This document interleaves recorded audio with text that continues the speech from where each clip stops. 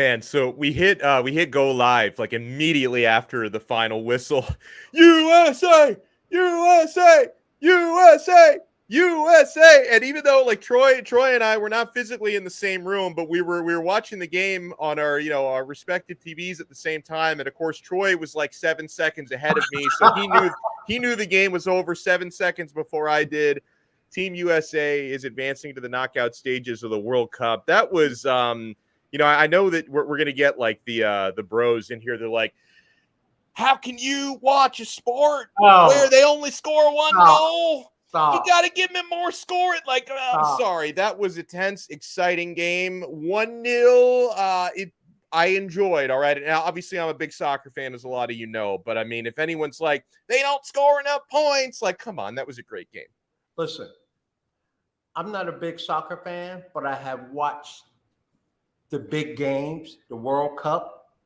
And so I was looking forward to this game. Plus, I'm a political guy, and I know the implications that's going on politically. Yeah, I don't know if you knew this, Troy, but the winner of this game gets the nuclear codes. So we get to hold on to those.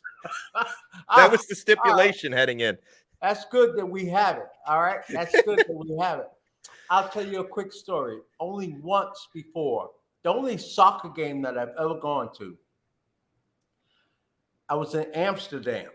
In Amsterdam, they call it Ajax or Ajax or whatever. Ajax, yeah. Ajax. They had a big game going on. And so I was invited to the game. And I'm like, all right, I've never been to a soccer game. Let me go check this out. It was unbelievable. Being in that atmosphere, how they had to divide the stadium up. I was like, oh, this is kind of scary that they got to put benches up to divide the fans. And so I enjoyed that. And then I knew this is the World Cup, so I paid attention. This, outside of that game in Amsterdam, this is the first soccer game and the only soccer game that I watched start to finish on TV. And I enjoy every second of it. And we had to sweat out every last second of it because Iran kept trying to get penalty calls near the end of the game. And I'm like, oh, my God, are they going to go under the hood? VAR? Are they going to review this? But, man, we're here to talk some Miami Dolphins. It's the Extra Yard here on the 5 Reasons Sports Network. So happy you guys are joining us. Sorry we didn't have an episode last week. I basically hosted every AM radio show in Miami last week. You did. There were some days where I hosted 2 shows, 4-hour shows each in the same day. So I'm still physically recovering from that. And you know what? Yeah, thank you, Troy. Exactly. There's nothing wrong with money, right? Okay. Nothing wrong with that. When you're the fill-in guy and they pay you by the show, I'll do as many shows as you want me to do, man. And, me coming from radio, I know this time of year, holiday season, happy Thanksgiving, happy holidays, everyone. I understand how, the main hosts, they always want to take time off. They want to get away because, they got to grind throughout the year. So I understand exactly what you went through this week. And I know you've been there too, man. Troy Stradford is a radio vet. He's also a former Miami Dolphin. So we're now at 5 straight wins, Troy. And it was the first half. Dolphins could basically do whatever they wanted to on both sides of the football. Yes. Tua was carving them up like the Thanksgiving turkey. Yes. On defense, you had a defensive touchdown from Xavier Howard. You had an interception from Andrew Van Ginkel that got the Dolphins right in the red zone. Kyle Allen was put through the wood chipper as the starting quarterback for the Houston Texans last week. And then the big turning point in the game, and the Dolphins still ended up winning 30-15. They even covered the spread. It was about a 2-touchdown spread. But it looked like a completely different offense, Troy, when left tackle Terron Armstead suffered a pectoral injury late in the second quarter.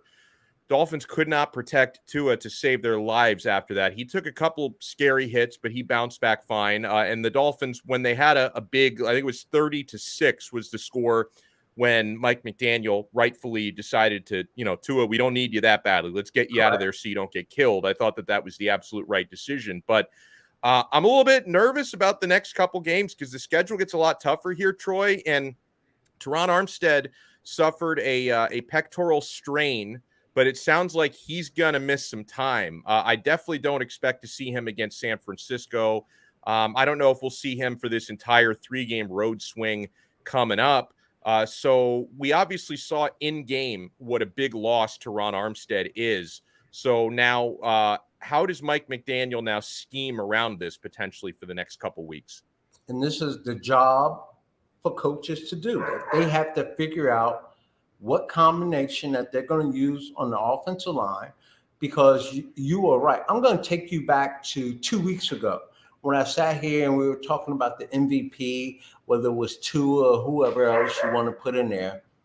I sat there and said, the way I look at it is I really don't see any other quarterback outside of two, Mahomes and maybe Lamar Jackson, that could run this Miami Dolphins offense, which the more I look at it, it is predicated on timing. Get the ball out quick, hit the open guys. They are always going to create space, right? So then we saw Tua go out, and all of a sudden, other quarterbacks just can't operate the way that he operates. And I'm sitting there saying, all right, next week we got the San Francisco 49ers. A few weeks ago, we were sitting there happy that the Miami Dolphins shut out. I forgot what team it was. Maybe it was Detroit. They shut them out in the second half. Well, the San Francisco 49ers, their last 3 games, they have pitched a shutout in the second half. And when I look at the Miami Dolphins offense, throughout the year, I've been sitting here saying, okay, maybe you could stay with the Miami Dolphins in the first quarter. Maybe you could stay with them in the second quarter. But that speed is going to get you in the third quarter, fourth quarter, second half. So now we're going up against a team, very reputable team, a team that is led by its defense, not by its offense. And I'm sitting there saying, this is a wonderful, wonderful test for all of us Dolphin fans. Forget us fans. All of the Dolphin players, the team, the coaches, to figure out how do you slow down that San Francisco 49ers defense, especially when you are now all of a sudden, you might have to do you will have to do a little bit of patchwork on the offensive line.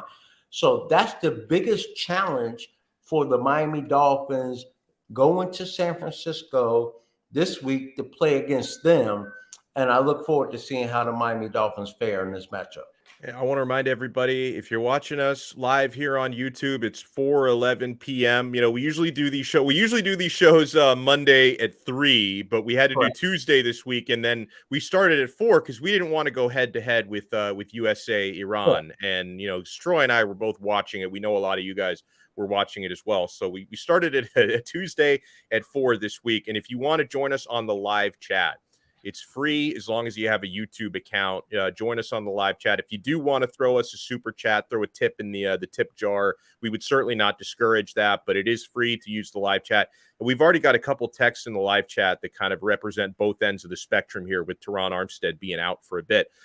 Perfect Q. Hold on, that's not the one I was looking for. This is the one. Tua proved he can find other guys when they took away Deep Hill and Waddle. He'll find a way without Armstead. And he also writes in, Niners only scored 13 points against the Saints' 24th ranked defense. Just max protect Tua on the left, and we beat them. He's going to get rid of the ball quicker. But then this represents my fear. Like, Perfect Q represents the best case scenario. John Malone writes in, we are in trouble without Armstead. Tua will get hurt. None of us want that to happen, but it is a concern because there were free rushers coming left and right. Left, basically, without Armstead in the game last week. Listen, the Miami Dolphins, again, they have their work cut out for them. They got to slow down that defense. I'll say it again. The 49ers, they're driven defensively.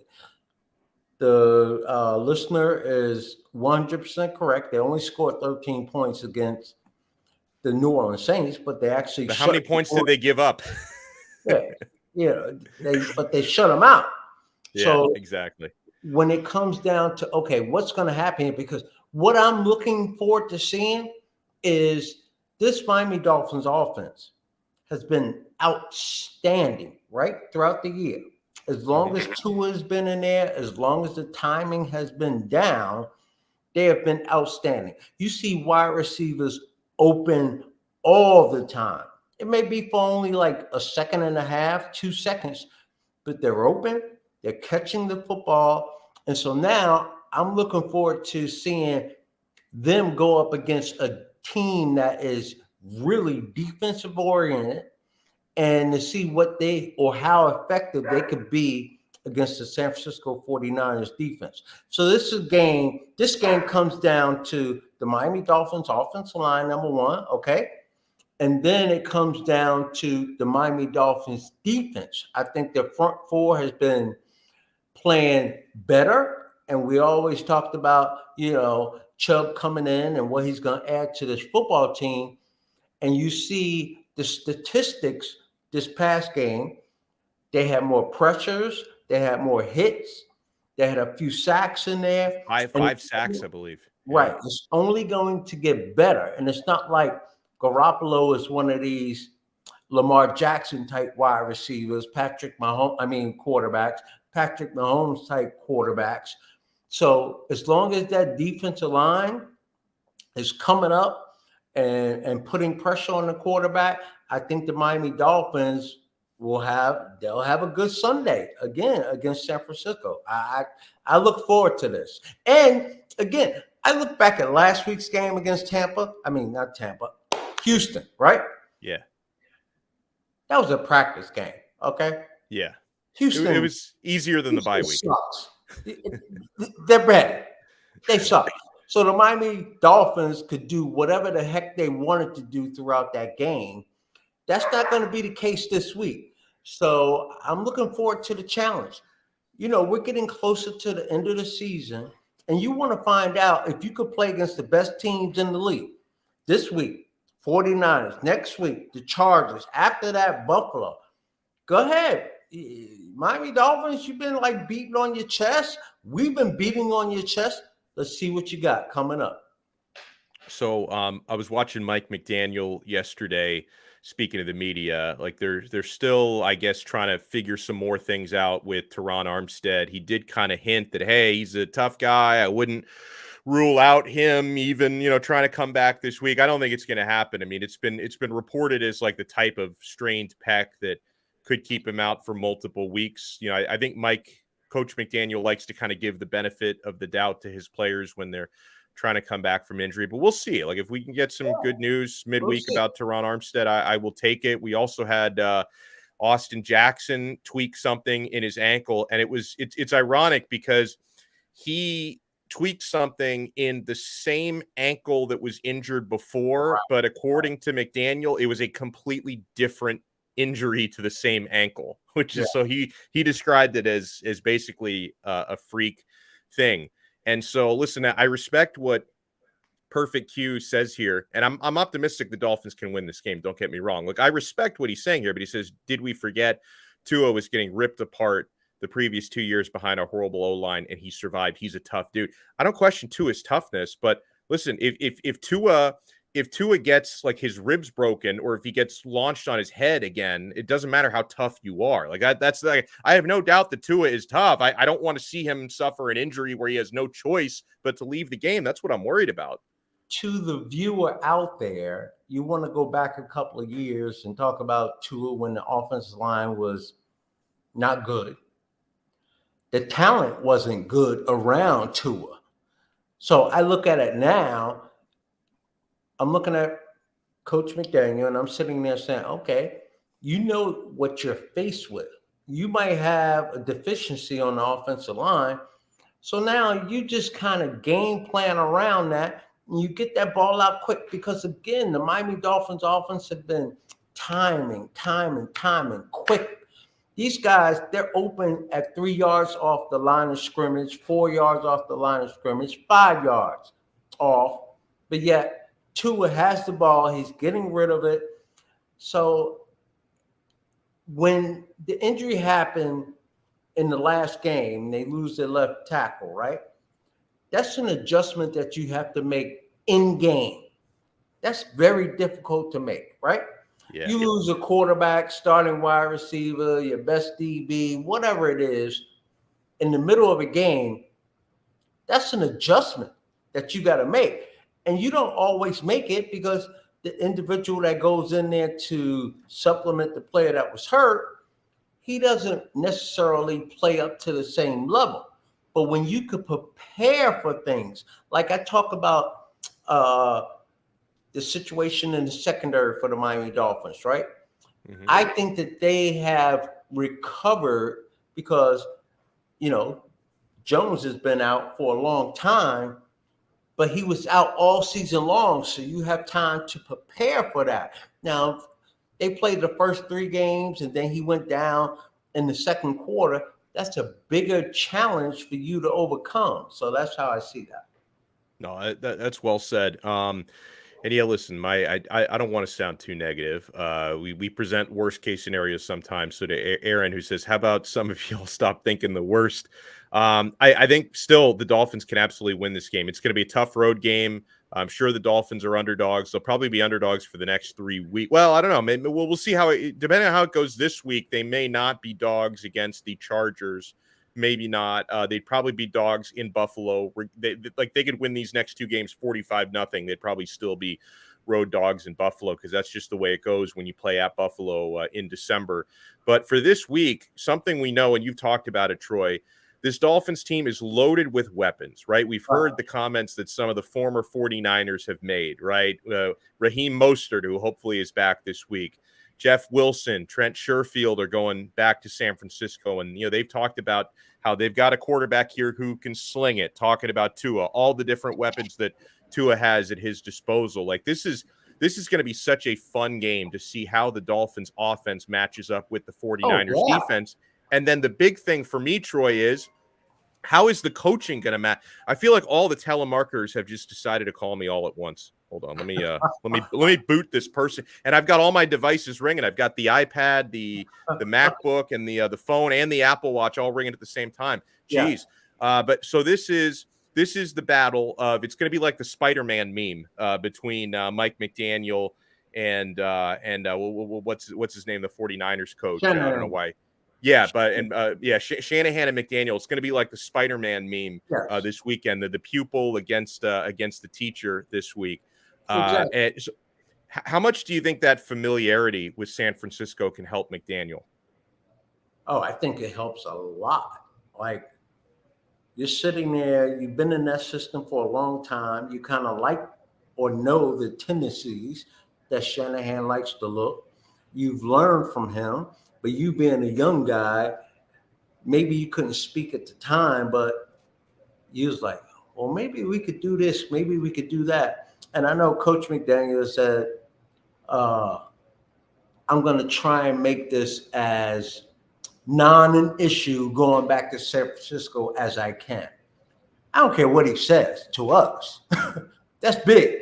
When you are a player and you play for one team and then all of a sudden you go to another team and you come back and you're playing against that former team, it is humongous. It is almost like your birthday, right? It's like everything is going to feel nice. Everything is going to be in line. And I'm about to kick ass and I'm about to show them my stuff is good. So, I mean, good for him, media-wise, to sit there and say, no big deal, I'm going to, do this, do that. But you got a couple of former 49er players on the team as well for the Miami Dolphins. They are going to be jacked to the sky. You got a little trash talking going on. This is going to be an outstanding game to watch. I'm not sitting here saying Miami Dolphins are going to win or they're going to lose, but I'm sitting here saying you definitely want to tune in and watch this game because you're talking about 2 quality teams here, right?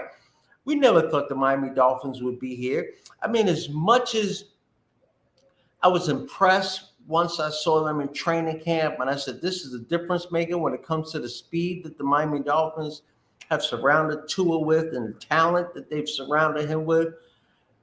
I never knew it was going to turn out to be this right here. And it was a great, storyline this week of hearing about how Coach like put the confidence back into it and hear how he had to question himself and look at himself in the mirror. There is no more of that. These guys know that they can play against any defense, no matter how good in the league. And that's the biggest thing that I'm looking forward to seeing this week is, all right, at what point does a good defensive team, which San Francisco is, right? A very good defensive team, will they make the adjustment to take some of the strengths away from the Miami Dolphins? Or can the Miami Dolphins still operate just as effectively against a quality defense? I can't wait for the game. Yeah, I see Brooklyn Rob. He's always got to call me out. I'm the mush. I still hate Tua. I was kind of excited. I was kind of I don't hate Tua. I don't. He's talking about you. He's talking about me. Oh, okay. No. He's talking about me. I'm the mush, and apparently I still hate Tua. I was excited to see what Skyler could do in that game, but it wasn't fair to put Skyler behind that offensive line either. That was not good. That was not good from Skyler. I gotta stop you. Not fair. Not fair to him. I want to take you back. Yeah. To preseason. And the song that you were singing, you wanted to see Skyler. And I'm sitting there saying, preseason and regular season is completely different. And to be that young, just getting your start, no, you saw the difference, right? You saw the difference.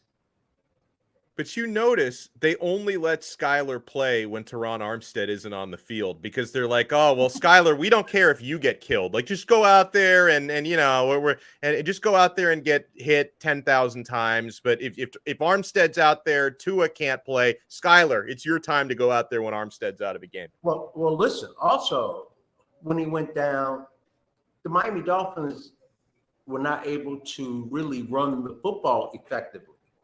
So I think the running game is going to play a big role in this game for the Miami Dolphins as well. They have to run the football every now and then. They got to keep that defense honest. You can't just turn their front four, and they got pretty good linebackers as well. You just can't turn them loose. So the Miami Dolphins, they have to get production on the ground this coming Sunday, and we'll see what happens. We'll see what happens. And we will see what happens when we're using prizepicks.com this coming Sunday. How about this, guys? We got a special deal for you. Can you see that there on the bottom of the screen? Log in, register, prizepicks.com or the PrizePicks mobile app. I use the app. The app is incredibly easy. If you want to do it the old-fashioned way, www.prizepicks.com, that works too. But I use the PrizePicks mobile app, a free app. Troy, oh, you do it the old-fashioned way, Troy? And I'll tell you why, Donno. Why?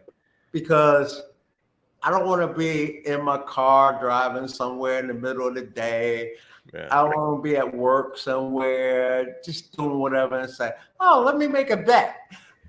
I force myself to do it on my computer, so I can't make that bet until I get home and I relax, I take a shower, and I kind of unwind. And then I sit down, I do a little studying. I went 2 for 3 this weekend, so I did all right. Yeah, I did all right. You know, you reminded me of something because, like, there have been times where, like, I'm driving and I'm like listening to, like, if I'm driving at night, like during like a Thursday night game or a Monday night game, and then I hear something going on in the game, and I'm like, wow, I want to live bet like the new spread on this, and I'll like pull over into a gas station and I'll live bet it. I do that with my Prize Picks. I mean, I try not to do it while driving. I'll pull over somewhere, but you know, I got to get my picks in. I play chess a lot also, and I make mistakes every time I make a move when I'm driving. I'm like, boy, stop making a move when you're driving. But I work with like 3 guys that I turn on to Prize Picks, and they love the app, right? Yeah. And they have it on their phone, and we'll be at work, and I go, no, I don't have it. I said, I wait till I get home. For them, they make their bet. So it's all right. Well, so that is the lesson to be learned here, that you should use Prize Picks, but you should not use it while you're driving. But I do have Prize Picks open right now. Let me see what we're looking at for so we got the Thursday night game. We've got Buffalo against New England. So what you do is you go onto your Prize Picks app, and they're going to have all these selections you can make. You simply select 2, 3, 4, or 5 players and predict if they're going to go over or under various stat projections. And if you get all your picks correct, you win real money. So, like, I'm looking at Josh Allen.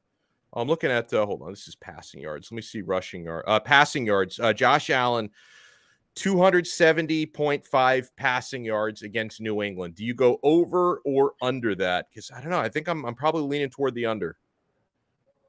Josh Allen, man, he's a good-ass football player. And I never know what we're going to get out of him, because you look at this and you go, is Stephon Diggs going to go off, like get some 80-yard touchdown, and then, he's almost there already? I am going to say, where's that game? That game, I believe, is, hold on. You know what? The weather is pretty much the same. So I think it's in New England.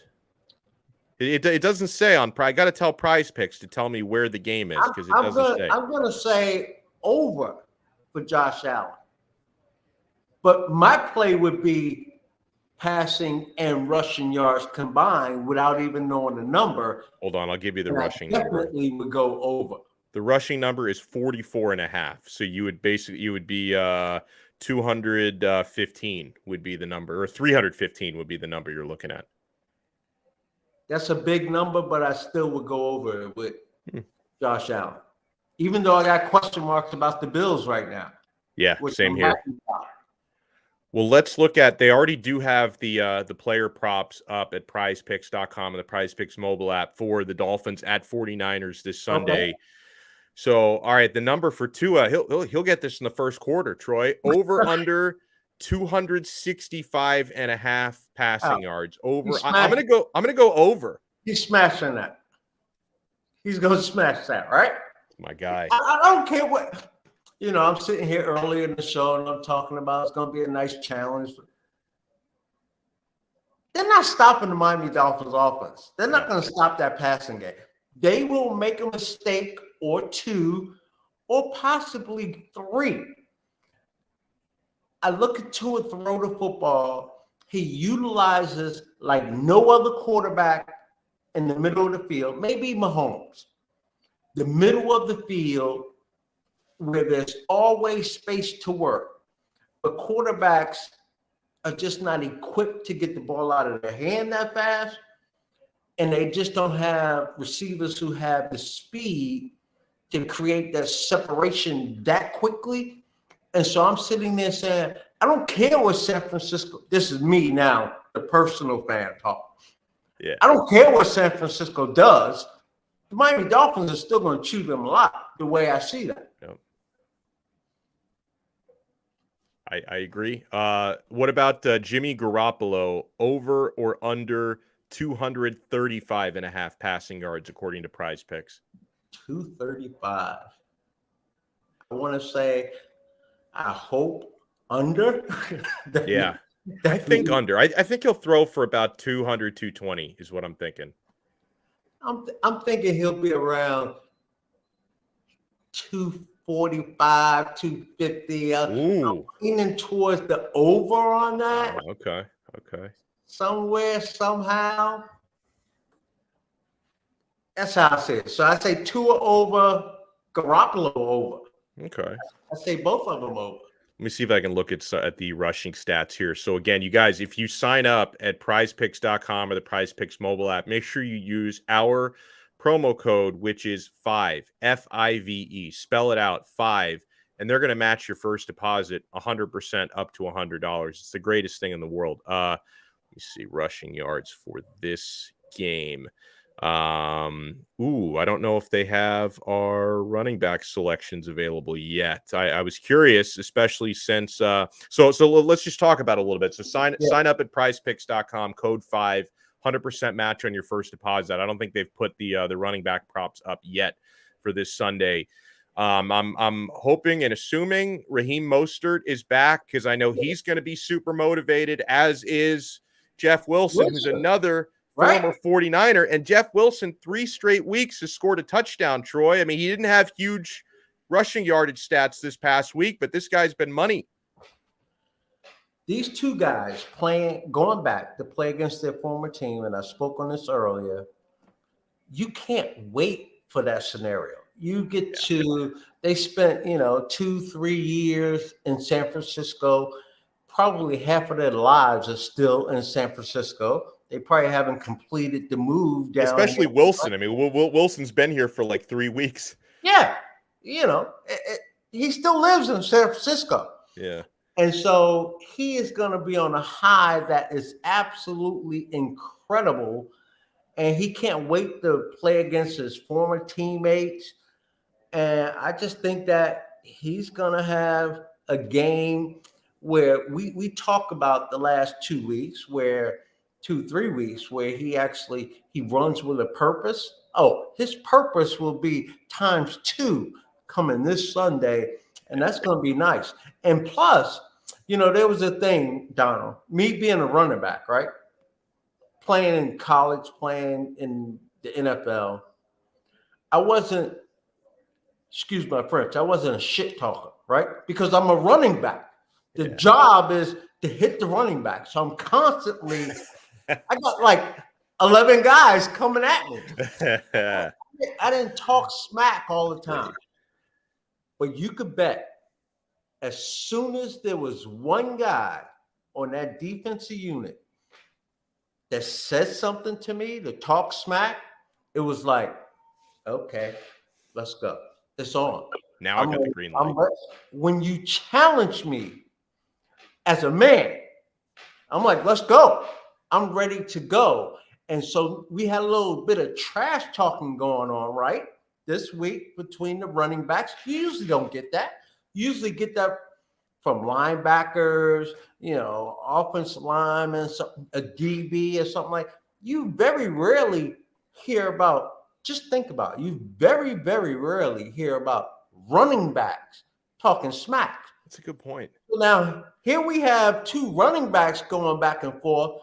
They're both going to be jacked up. And I bet you they'll probably shake hands before the game or seeing each other in the tunnel, walking in to get dressed and everything. But once that game starts, they are both determined to outdo the other one. And I look forward to that whole matchup. So, what do you think about this so far? Based on the way this season has gone, I can make a case for Tua as league MVP. I can make a case for Tyreek Hill as NFL Offensive Player of the Year. And I can make a case for Terron Armstead being the Dolphins MVP, like the most important player on this Dolphins team. Like, I'm very anxious to see, to have a full week to get a backup left tackle prepared and to try and scheme around this situation. Yes. But I mean, you talk about the start, and we've seen it with Tua as well. When Tua hasn't played, the difference it makes. But when Terron Armstead is on the field versus off the field, the difference that it makes. We have a number of really important players on this O. And you're 100% right that all 3 of those topics that you just brought up, all 3 of them could win those. Like Tua could win MVP. It's going to be great coming down to the end with him, Mahomes. I think that Josh Allen has fallen off just a little bit, but he's going to come back strong. All he has to do is beat the Miami Dolphins, and he'll be right back into the thick of things and talking about it, right? Have a great performance on Thursday night against the New England Patriots, and his name would be right there front and center, right? So then you could talk about Tyreek Hill and what he brought to this team. And you could say he was the most outstanding offensive player this year. Who's going to argue with that? Of course, you're going to have fan favorites somewhere arguing with that. So I can see that. And then when the Miami Dolphins, they have their own in-house personal vote, they're going to sit there and say, it was our left tackle. Did you see how we played with him? How we played without him? So all three of them could be in line to win all three of those awards that you just spoke about. It's obviously it's frustrating, that Terron Armstead has, suffered multiple injuries this year that have caused him to miss time. We knew that, I think, when we signed him, that there were injury risks there with Armstead. I was having a conversation about him with Channing Crowder yesterday. I heard it. Did you hear that? Did you hear that? Did you hear that analogy? I loved his analogy. Your grandparents. Yeah. like anytime, like if your grandpa bumps into a wall, it's gonna hurt him a lot more, right? If you're like he said, when his grandpa would get a cut, it would bleed for 4 hours. It's like I happened to be in the car and I was funny. Listening to that part, and I said, "Where the hell did he come up with that fast?" Right? So I'm sitting there saying, "Well, I'm getting up there in age also," and I go, "Yeah, I can relate, not to his grandfather, but I can relate." When I was younger, you walk around the house, right? I don't know, you stub your toe on the edge of the bed. You hit your thigh on the edge of the couch or bed or table. And when I played, I just shook that off like I was breaking a tackle. Like, that ain't no big deal. Now, I'm like, oh my God. It's a season ender now. I'm like, I'm on IR for 4 weeks. All right. Oh, man. So that's what it is with Armstead. He's an older NFL player. Every bump he gets is going to make a little bit more of a lasting impression for other people. But just like perspective on where the Dolphins are right now, an 8-3 start. This is the best start this team has had since Dave Wanstead was the head coach and Jay Fiedler was the quarterback. Right. I don't take anything for granted because they're still, they still need to win more games just to get into the postseason. So the Dolphins still have a lot of work to do. But, Mike McDaniel said it after the game. He said the greatest thing in professional football is playing meaningful games in December and January. And the Dolphins are going to be doing that. Absolutely. Like, the next game is important. I can also take you to seasons that I played where the playoffs were out of reach. Mm-hmm. And the last 2 games of the season, you and other players, you're sitting there making your plans for vacation. There was one year where I knew as soon as the game was over, I was going home. My bags were already packed. I was getting into the car. I was driving to New Jersey to go see my friends. And you don't want to be in that situation because you don't give your full effort, I don't think. No. You give your full effort when that game starts, but you let one thing go wrong or things get out of hand a little bit. That fight that you have inside of you, that you have and that your teammates have, it goes away. And so to play meaningful football in the month of December, to take it from Bill Belichick, right? Everyone who watched the New England Patriots over the years with Brady, they may have a hiccup during the regular season, but they will always play their best football come December because that's when it matters. And that's when you could jump on a team that's coming to town that, they really don't have anything to play for. Individual players, although the money is different now, individual players, they're sitting there playing for incentives in their contract to make a little extra money. And funny story, no lie.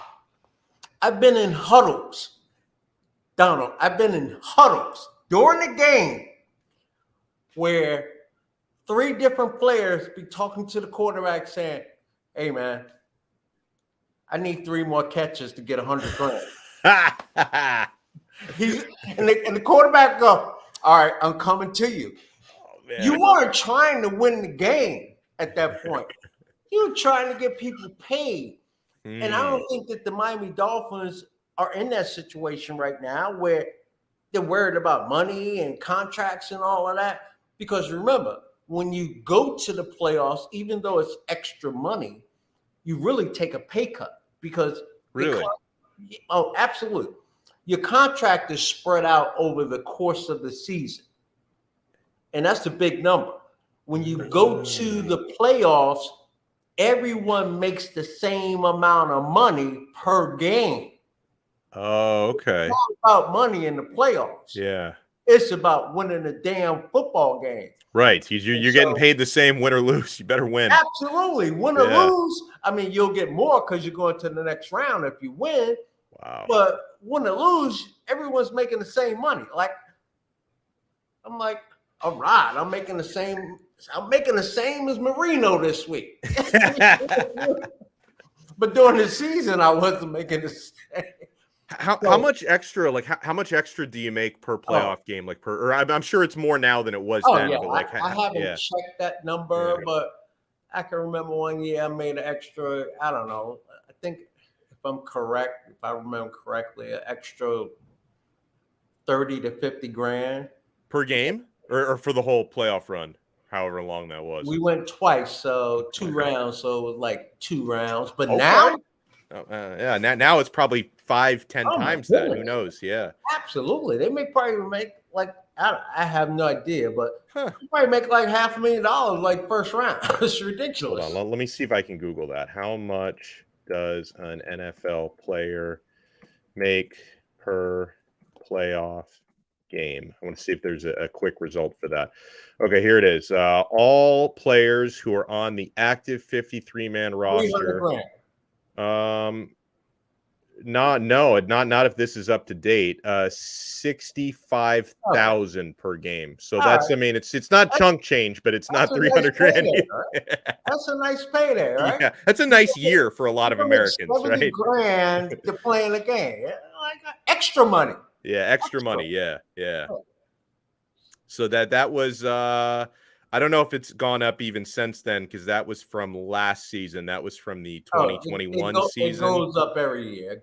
So yeah, and you know what? It went up. This is from last year. It went up $6,000 from the previous year to last year. So it might be 71K at this point. 70 grand, right? Wow. That's not bad at all. For a day of work, not bad. Absolutely. And if you're the punter like a couple weeks ago, you don't even punt in the game and you get 70. Yeah, we didn't see him come on the field for a long time this week. I think it was like late second quarter the first time Morstead came on. And I was like mad. I even tweeted him like I was hoping we could give Morstead an extra bye week, right? I didn't want to see him even come out and punt. And then he was needed a little bit more in the second half. And looking back at last week's game, Sunday's game, I really thought that Tua, for the first time this season, was off his mark a little bit. As well as he played, I sat there and I thought he had, 3-4 different high throws. He had Jalen Waddle, I thought, dropped 2 passes. They were coming off the bye. They were a little bit sloppy there. And then, again, that's a testament to how good I think they are, that they still waxed the floor of the Houston Texans. I didn't think the Tua played a very good game. I really didn't. From what I've seen from the entire year, from what I've seen from Waddle the entire year, from what I saw across the board, I go, that's pretty nice. The Miami Dolphins sitting here, and I don't know, this is a high school game or a college game where they only have to play a half, really. Yeah. And they got the game locked up, and they didn't even really play that well, and they got 30 points on the board. I was pretty impressed by that. Pretty impressed.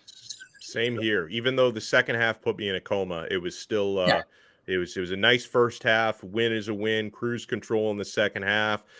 We go on to San Francisco. I love putting you in this spot because I know how much you hate looking ahead. But we look at the next 3 games, Troy, at San Francisco, at the LA Chargers, at the Buffalo Bills. What would you consider to be a successful 3-game run? Would you say, hey, even if it's 1 and 2, just get out of there with a win? Do you need to go 3 for 3 to consider it a success? What do you look at? 3-0. Yeah. No, listen. I go on a week-to-week basis, and so I really don't know what I would. Okay, 2-1. Let's be realistic. Yeah. 2-1. They win 2 of those 3. That's awesome. I'll be thrilled. Yeah. Absolutely. I mentioned before, I talk often, like with OJ McDuffie. We're good friends. We always have a recap of the week's game and what you see, what I see, and it's amazing, like what he gives me, what I give him. And so we spoke last week prior to the Houston game, and we're sitting there talking about the San Francisco Chargers trip, right? Mm-hmm. And that's when the news came out that the Miami Dolphins were going to stay out there for a week on the West Coast. And him and I, we sat there and said, that is phenomenal. It's the best thing that they could do. Because here's what goes on. When you are at home all the time, like the two of us, we think the team will become even closer. Like we hear these stories about how close-knit this team is, how much fun they have and all of that. This team will become even closer during this week's trip. Why? You don't have, well, I'm sure a lot of them are maybe taking their wives or whatever. But for the most part, you don't have your wives with you. You don't have mom and dad with you. You don't have the kids with you. You don't have your friends around you. So whereas it's a normal week and you're here in Miami, you go to practice. When practice is over, what do? You go home. You go home to your house. You go home to your family. Maybe a couple of guys get together. Now, all of a sudden, you find yourself on a road trip. You're staying in hotels. A lot of people don't have people around. And what are you doing? 15 of you getting together to go out to dinner. 20 of you getting together, 12 of you getting together, which doesn't happen when you're at home. So these guys, they're going to create this even stronger bond, and they're going to talk football. Yeah, they're going to talk all the nonsense and all the outside the circle things also, but they're going to talk football also. And I just think it's going to bring them closer and closer together. And so I love the fact that they are going to stay out there for the entire week. They're going to practice together. They're going to live together. I think that's a plus for the Miami Dolphins. That makes a lot of sense because I hear about that a lot with sports like basketball and hockey where you take some long trips, right? Like every year, the Florida Panthers will take a long trip out to California. They'll play all the teams out there. They take a trip to Western Canada. They're on that trip right now. They're out of town for like 10, 11 days sometimes. And I always hear about that. Like that's when the team bonding happens. And it doesn't happen as much in football because usually you're there for a couple days. You come right back because you play once a week. So I hope that's the case. It makes a lot of sense, Troy. Absolutely. And I mean, I think it's priceless, to be honest with you. Like I first heard it, like we didn't do this back in my day. Actually, I don't remember playing back-to-back West Coast games where we had to fly.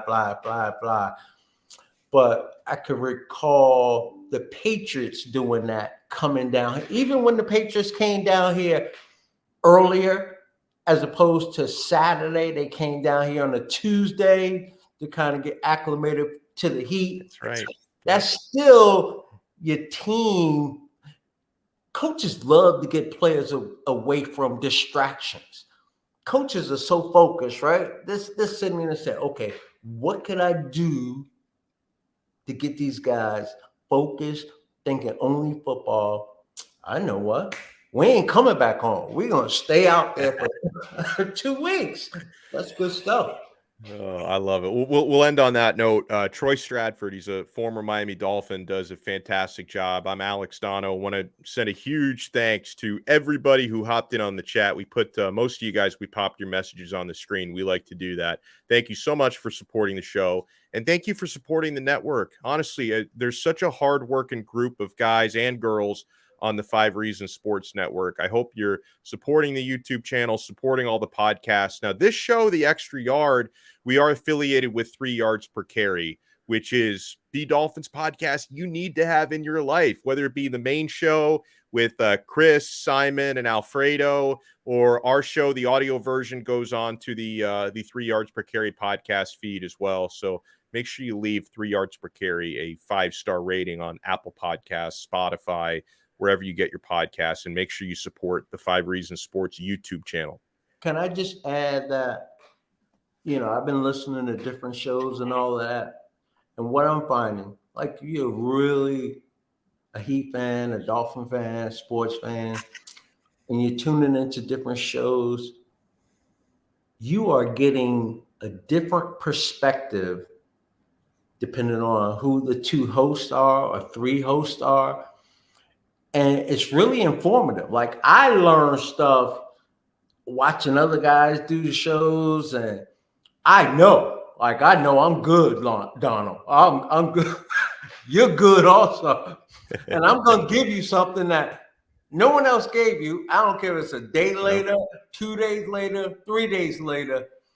So, enlighten yourself and tune into all of these shows and get a different perspective on what's going on. Yeah, 1,000%. Like, honestly, because like I've and Troy has done this a lot as well since his playing days. Like, we've both done a lot of AM radio, sports radio over the years, and I just find like and there's more than one way to entertain, and I find that some of just the perspectives and the information I get from watching other shows and listening to other shows on 5 Reasons Sports, especially, like, you're getting a lot of analytic stuff from the hosts on this network. You're not going to find. Blew me away a couple of weeks ago. I did a show with them, and I was like, "Oh, yeah." I feel the same way. I'm not always an egghead with the numbers the way that some of the hosts are. So, yeah, make sure you guys support the entire network. We're going to talk to you. We should be back to our regular Monday spot next week, as long as, like, Mark Hochman doesn't call in sick or something. We'll be back. And yes, definitely tune in to the Pulse of Fins Nation tonight. So it's nice to see our pal Louis Sung Jr. Host Pulse of Fins Nation with Ron Caniff. That is an awesome show. Make sure you tune in tonight. Couple of my favorite people, and Louis Senior and Junior have been good friends to me on this network. So thank you guys so much. We will talk to you again next week on another episode of The Extra Yard on the 5 Reasons Sports Network. Everybody be good. Cool.